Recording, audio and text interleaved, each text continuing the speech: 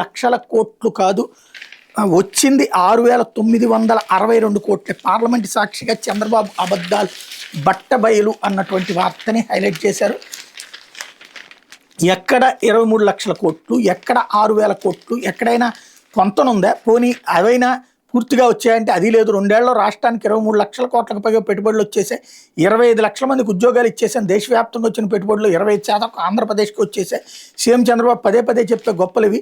2 నెలల క్రితం ఢిల్లీ పర్యటనకు వచ్చినప్పుడు సేమ్ టు సేమ్ బిల్డప్లు. కానీ చంద్రబాబు సర్కార్ చేసుకుంటున్న ప్రచారం డొల్లతనాన్ని పార్లమెంట్ సాక్షి కేంద్ర ప్రభుత్వం బట్టబయలు చేసింది. ఇందులో అణువంతైనా నిజం లేదని కుండబద్దలు కొట్టింది.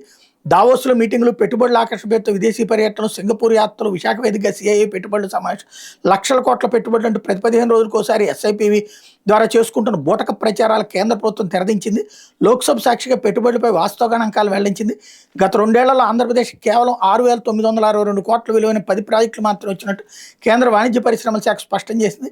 డిపిఐఐటి ఇన్వెస్ట్ ఇండియా లెక్కల ప్రకారం గత 2 ఏళ్లలో ఏపీకి మొత్తం 10 ప్రాజెక్టులు రాగా అందులో కేవలం 2 మాత్రమే నిర్మాణం పూర్తి చేసుకుని కేంద్ర ప్రభుత్వం తెలిపింది.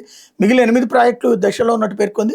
ఈ మేరకు వైఎస్ఆర్సీపీ లోక్సభ పక్షనేత మిథున్ రెడ్డి అడిగిన ప్రశ్న కేంద్ర వాణిజ్య పరిశ్రమల శాఖ సహాయ మంత్రి జితిన్ ప్రసాద్ మంగళవారం లిఖితపూర్వకంగా సమాధానాలు ఇచ్చారు. గత 2 ఏళ్లలో ఏపీకి వచ్చిన ప్రాజెక్టులు మొత్తం పెట్టుబడి విలువ 6,962 కోట్లని, వీటి ద్వారా సుమారు 21,167 ఉద్యోగాలు లభించే అవకాశం ఉందని కేంద్రం పేర్కొంది అన్నటువంటిది హైలైట్ చేశారు. అవి కూడా జగన్ హయాంలో వచ్చినవే అన్నటువంటిది ఇక్కడ హైలైట్ చేశారు. లేకపోతే